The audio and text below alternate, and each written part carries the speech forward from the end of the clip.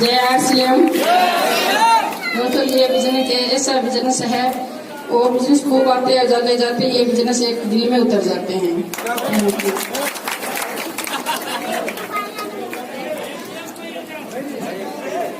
जय RCM. RCM की royal team मुझे काफी अच्छी लगी और आके मुझे लगा कि हाँ मैंने सही डिसीजन किया है पापा के साथ इस बार आने का। Thank you.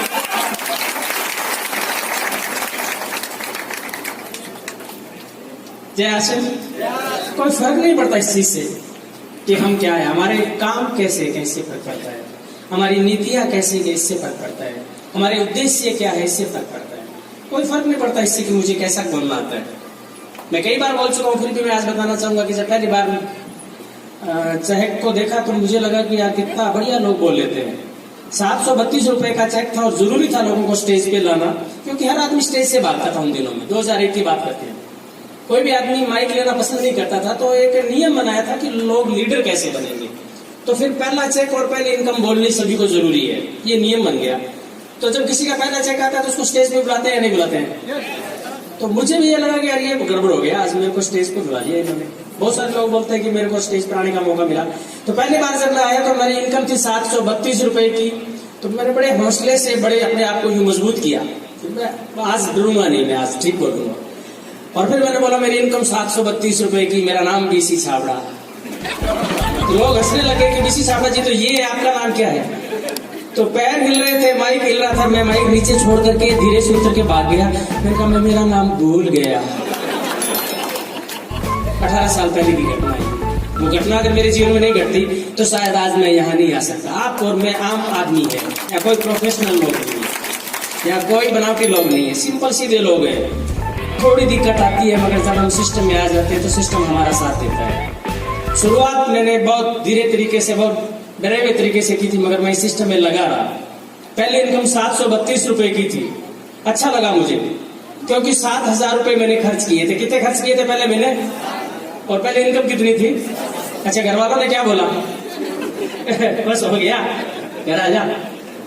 ऐसा ही होता है ना, घर वाले नहीं जानते कि नेटवर्क मार्केटिंग क्या चीज है। हम बाजार में रहते हैं, हम बाजार में 50,000 रुपए लगाते हैं, 55,000 रुपए कमाते हैं। हमें समझ में आता है कि हाँ नेटवर्क मार्केटिंग ट्रेडर्स बिजनेस है ये। नेटवर्क मार्केटिंग क्या चीज है लोगों को पता ही नहीं है।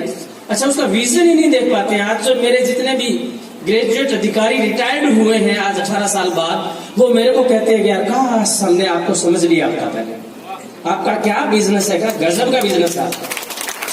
हम जहां भी जाते हैं हिंदुस्तान में आपका आश्रम नजर आता है। हम जिससे भी बात करते हैं लोग कहते हैं राजाराम जी को मैं जानता हूं। मेरे परिवार के बहुत सारे लोग जो मुझे जानने वाले हैं वो कहते हैं ऐसा नेटवर्क हो ये हमें पता नहीं था 18 साल बाद। मगर दोस्तों आज आप जो यहाँ बैठे हैं ना, वो ये विचार कर लेना कि नेटवर्क मार्केटिंग कोई छोटी चीज नहीं है। ये पिछले इतिहास के अंदर 70 सालों से मार्केट में, कितने सालों से है? 70 सालों से है। पिछले 20 साल से इंडिया में है। इंडिया में ओरिजिनल कम बिकता है, डुप्लीकेट ज्यादा बिकता है।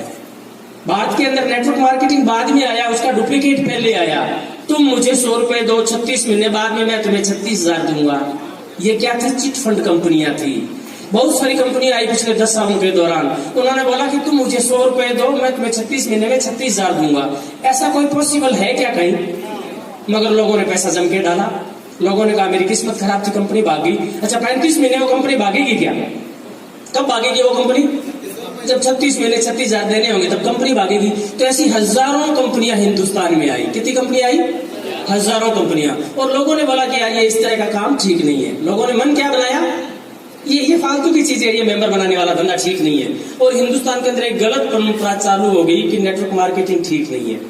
हम सौभाग्यशाली है, हम भाग्यशाली है। आप भी अपने आप को धन्यवाद दें और मैं धन्यवाद देता हूं कि मैंने आरसीएम ज्वाइन किया है। इससे सर्वोत्तम कंपनी हिंदुस्तान में नहीं हो सकती। पूरे हिंदुस्तान के अंदर इस कंपनी को चेक किया गया, ठोका बजाया कोर्ट में, हर जगह इसको सरकारों ने चेक किया। उसके बाद में बोला कि ये आरसीएम ओरिजिनल कंपनी है। आरसीएम के जो कोर्ट ने पैमाने बनाए हैं, भारत सरकार के जो नियम बने हैं 10 नियमों को अगर फुलफिल करने वाली कोई कंपनी है तो वो आरसीएम कंपनी है। उन्होंने बोला है कि आप किसी को कैश पैसा नहीं दे सकते, आप किसी से कैश लेन देन नहीं कर सकते, बिना प्रोडक्ट के आप नेटवर्क मार्केटिंग नहीं कर सकते, बगैर टीडीएस के आप काम नहीं कर सकते, प्रोडक्ट लेते हो तो कंपनी आपकी खुद की होनी चाहिए, प्रोडक्ट मार्केट से लेकर के लोगों को देने वाला नहीं होना चाहिए। ऐसे सारे जो नियम बने हैं, उन नियमों में नंबर 1 पे अगर कोई कंपनी आती है तो आरसीएम आती है दोस्तों। जैसा भाई साहब ने बताया कि तुरंत पाने वाला सिस्टम नहीं है यहाँ पर। पहली बार जब मैंने इस बिजनेस को शुरू किया तो मेरे 7,000 रुपए लगे, गलत तरीके से मैंने काम किया। मेरे जीजा जी को मैंने बोला कि तुम ज्वाइन हो जाओ। मेरे जीजा जी को मैंने क्या बोला, जिस दिन मैं ज्वाइन हुआ उस दिन मेरे सपने बड़े हो गए, उस दिन मुझे लगा कि मैं बड़ा कर लूंगा। मेरे जीजा जी को बोला कि तुम ज्वाइन हो जाओ, उन्होंने कहा मैं पैसे नहीं दूंगा। मैंने कहा मत देना, साइन कर दो फॉर्म पर। उन्होंने कहा मैं साइन भी कर दूंगा मगर काम नहीं करूंगा। मैंने कहा मत करना। अच्छा, वो साइन भी नहीं किए, पैसे भी नहीं दिए और ज्वाइन भी हो गए। अब उनको पैसे आएंगे क्या? अब 18 साल हो गए। वो मैं जब भी गांव में जाता हूँ ना तो ये जो अपनी छोटी है ना वो ऐसे करते हैं, मेरे पैसे कब आएंगे? मेरे से पूछते मेरे कब आएंगे। अच्छा, वो काम ना करे इसलिए गलती उनकी थी या मेरी थी? उनकी नहीं थी, मेरी गलती थी, क्योंकि मैं जानता नहीं था। मैंने बोला कि आप कुछ भी मत करो, मैं कर लूंगा। ऐसा होता है क्या कहीं? आज भी एक नया आदमी बाजार में जाता है, वो कहता है कि तू कुछ मत कर, मैं कर लूंगा, तेरी लेके मैं चला दूंगा। कैसे पॉसिबल हो सकता है? ये किसी के लिए कोई और चला सकता है? मेरा छोटा भाई महावीर है, वो पिताजी को बोलता कि भाई साहब मदद नहीं कर रहे। पिताजी बोलते कि तू क्या कर रहा है, पागल हो गया, इसका चला दे। मैंने कहा कैसे चलेगा? पिताजी ने बोला 2 आदमी जोड़ दे। मैंने कहा 6 जोड़ दूंगा, चल जाएगा क्या? अच्छा, 2 साल तक वो मेरे को बोलता रहा भाई साहब चला देंगे तो चल जाएगा मेरा काम। भाई साहब से चल सकता है क्या? मैंने 2 जोड़े, 6 जोड़े, मैंने कहा 20 जोड़ दिए, अब चला ले। वो कहता चलते ही नहीं है। मैंने कहा जब तक तू खड़ा नहीं होगा तब तक तेरा बिजनेस नहीं चल सकता। और जिस दिन महावीर खड़ा हुआ उस दिन वो रूबी स्टार बन करके निकला। आज मेरे घर में, हिंदुस्तान में हर जगह उसकी मीटिंगें होती है।